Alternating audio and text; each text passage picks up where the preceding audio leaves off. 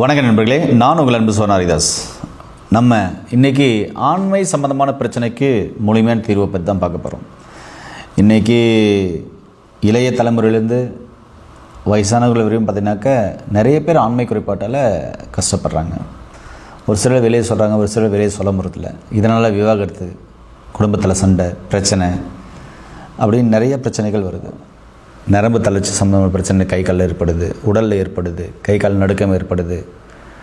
அதேமாதிரி மொட்டாலிட்டி 0 அப்படின்றாங்க, உயிரணுக்கள் இல்லைன்றாங்க, விந்தணுக்கள் இல்லைன்றாங்க.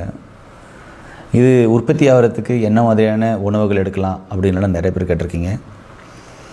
இந்த ஆண்மை குறைபாட்டை சரி பண்ணுறதுக்கு அற்புதமான உணவுகளெல்லாம் நம்முடைய முன்னோர்கள் சொல்லிட்டு போனாங்க.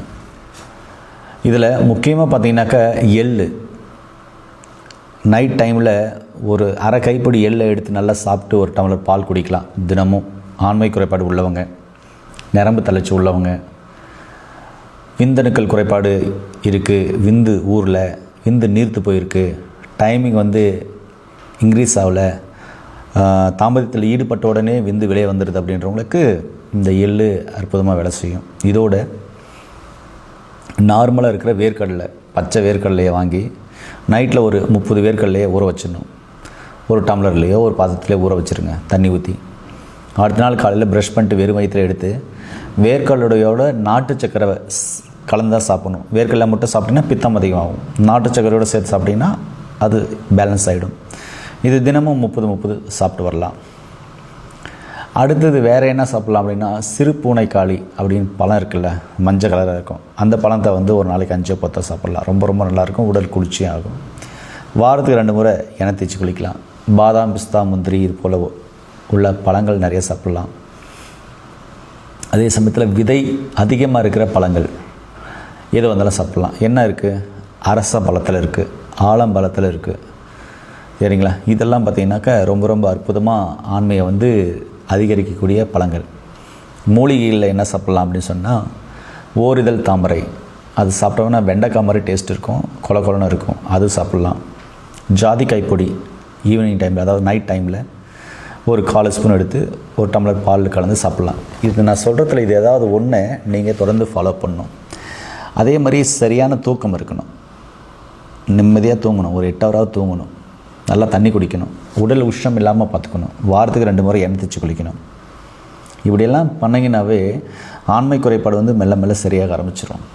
அதே மாதிரி அந்த ஆண்மை குறைபாடுன்றது ஒரு நோயாக நினைக்காம அது ஒரு குறைபாடுன்னு நினைங்க. கம்பங்கூழ் குடிங்க. ஒரு சிலர் பார்த்தீங்கன்னா கேழ்வரகு கூழ் குடிக்கிறாங்க, அது அதிக உஷ்ணம். கம்பங்கூழ் தான் குளிர்ச்சி. கம்பங்கூழ் குடிங்க ஆண்கள். இதெல்லாம் குடிச்சு வந்தீங்கன்னா உங்களுக்கு நல்லா மொட்டாலிட்டி இன்க்ரீஸ் ஆகும், டைம் இன்க்ரீஸ் ஆகும், உடல் குளிர்ச்சி ஆகும், மூலாதாரம் சூடு தனியும், பித்தம் தனியும், உஷ்ணம் தனியும். அப்படி இல்லைன்னா வாரத்துக்கு 2 முறை பார்த்தீங்கன்னாக்கா யானை நிறைஞ்ச இலை இருக்குல்ல, அது ஒரு 10 இலை எடுத்து ஒரு சொம்பு தண்ணியில் இல்லை 2 டம்ளர் தண்ணியில் இப்படி சுற்றிட்டே இருந்தீங்கன்னா ஒரு 2-3 நிமிஷத்துக்குள்ளே பார்த்தீங்கன்னா அந்த தண்ணி கொலன்னு ஆகிடும். அதை வடிகட்டி எடுத்து வச்சு அந்த தண்ணியை வெறும் வயிற்றில் குடிங்க. இதுவும் கிடைக்கலன்னா கீழே நல்லி வாரத்துக்கு 2 முறை மோரில் சாப்பிடுங்க. இதெல்லாம் உடல் குளிர்ச்சிக்கு, மூலாதாரம் சூட சரி பண்ணுறதுக்கு தான், சரிங்களா? இப்படிலாம் எடுத்துகிட்டு வந்தீங்கன்னாவே போதும். நிறைய கீரை, காய்கறிகள், பழங்களை எடுத்துக்கோங்க. துவர்ப்பான பழங்களை எடுங்க, புளிப்பான பழங்கள் எடுக்க வேண்டாம். துவர்ப்பான பழங்கள்னால் என்னன்னு கேட்பீங்க. மாதுளை நல்லா துவர்ப்பாக இருக்கும், பிஞ்சில் சாப்பிட்டிங்கன்னா, சரிங்களா? அது சாப்பிடுங்க. பழு சாப்பிட்டிங்கன்னா புளிப்பும் சேர்ந்து வரும். அதே மாதிரி கொய்யா எடுத்துக்கலாம், சப்போட்டா எடுத்துக்கலாம், சரிங்களா? நாவல் பழம் எடுத்துக்கலாம். அதே மாதிரி ஆலம்பழம் எடுத்துக்கலாம், அரசம்பழம் எடுத்துக்கலாம். இப்படி துவர்ப்பான பழங்கள், சப்போட்டா பழம் எடுத்துக்கலாம். இப்படி துவர்ப்பான பழங்களை நிறைய எடுக்கும்போது விந்தணுக்கள் குறைபாடு உங்களுக்கு மெல்ல சரியாக ஆரம்பிக்கும். ஒருவேளை இதெல்லாம் எங்களால் கடைப்பிடிக்க முடியல அப்படின்னு சொன்னால் இங்கே பாருங்கள், மருந்து இருக்குது. இதில் நான் ஃபஸ்ட்டு பார்க்க போகிறது பார்த்திங்கன்னா லேகியம். ரொம்ப அருமையாக வாசனை இருக்குது. இந்த லேகியத்தை காலை 1 ஸ்பூன், நைட் 1 ஸ்பூன் எடுத்து சாப்பிட்டு பால் குடிக்கலாம். இல்லைன்னா துவர்ப்பான பழச்சாறுகள் எடுக்கலாம். அப்படியும் கிடைக்கலனா தேங்காய் பால் எடுக்கலாம். அதுவும் கிடைக்கலனா நார்மல் வாட்டர் குடிக்கலாம். குடிச்சிட்டு வந்தீங்கன்னா ஆண்மை குறைபாடு சரியாகி அபரிவிதமாக உடம்புல ஆற்றல் உண்டாகும். ரொம்ப அருமையாக கேட்கும் இது. இதை சாப்பிடும்போது என்ன ஆகுதுன்னா நாடி நரம்புகள்லாம் நல்லா முறுக்கேறும், வலிமை பெறும். 72 நாள் நேரம் முறுக்கேறும்னு சொல்லுவாங்களா, அது அற்புதமாக வேலை செய்யும். அதுக்கப்புறம் இங்கே இருக்குது பார்த்திங்கனாக்கா பொடி. இந்த பொடி பார்த்திங்கனாக்கா பாலில் கலந்து சாப்பிட்ணும். இதை காலையில் நைட்டு 2 வேளை பாலில் சாப்பிட்லாம்.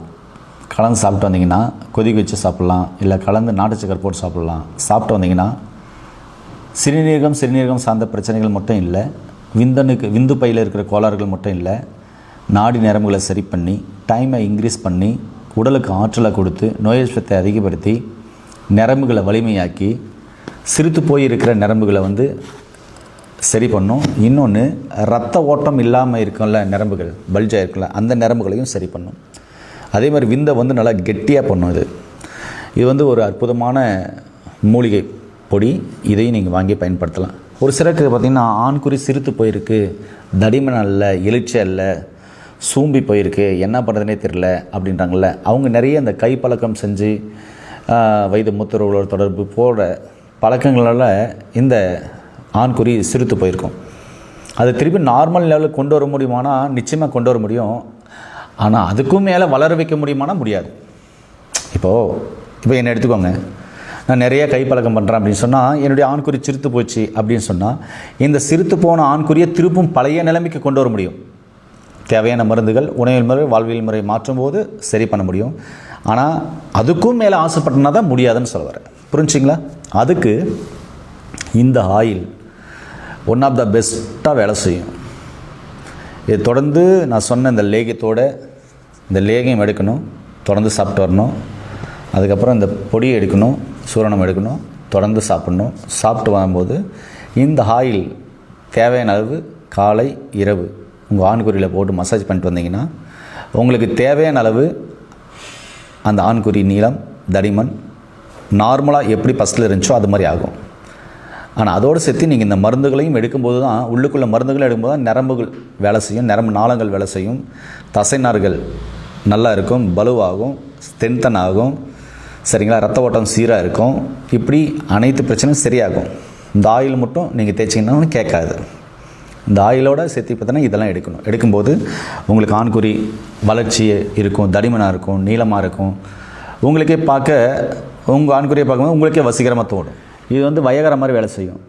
அதாவது தாம்பத்தியம் வைக்கிறதுக்கு 2 மணி நேரத்துக்கு முன்னாடி, சரிங்களா, இதை தொடர்ந்து காலை இரவு எடுத்துக்கலாம். இல்லைன்னா தாம்பத்தியம் வைக்கிறதுக்கு முன்னாடி எடுத்துக்கலாம். எடுத்துகிட்டு பால் குடிச்சிட்டு வந்தீங்கன்னா ஒரு அற்புதமான ரிசல்ட் கொடுக்கும். நீங்கள் சாப்பிட்டு பாருங்களேன், அப்போ தான் தெரியும் அதனுடைய பவர் என்ன அப்படின்னு சொல்லிட்டு. மிஸ் பண்ணாமல் இந்த மருந்துகள்லாம் காமிச்சிருக்கேன். இது இல்லாமல் உணவியல் முறை, வாழ்வியல் முறை, எப்படியெல்லாம் உணவுகள், மூலிகைகள் எடுக்கணும்னு சொல்லியிருக்கேன். அதெல்லாம் கண்டிப்பாக கடைப்பிடிச்சு பாருங்கள். ஏன்னா தாம்பதியன்றது ஒரு நல்ல அற்புதமான ஒரு சொல் தான். அதை நம்ம கொச்சப்படுத்த வேண்டாம். தாம்பதியம்ன்றது புனிதமானது தான். அப்போ இந்த தாம்பத்தியத்துக்கு ஏற்ற உணவுகளையும் சொல்லியிருக்கேன், வாழ்வியல் முறையும் சொல்லியிருக்கேன், மருந்துகளையும் சொல்லியிருக்கேன். நீங்கள் டிசைட் பண்ணுங்கள், உங்களுக்கு உணவியல் முறை, வாழ்வியல் முறை மற்ற போதுமா, இல்லை அதோடு சேர்த்து இந்த மருந்துகளும் தேவையா அப்படின்னு சொல்லிட்டு. இயற்கையோடு சேர்ந்து வாழுங்க. நல்லதே நினைப்போம், ஆரோக்கியமான சமுதாயத்தை உருவாக்குவோம். நன்றி.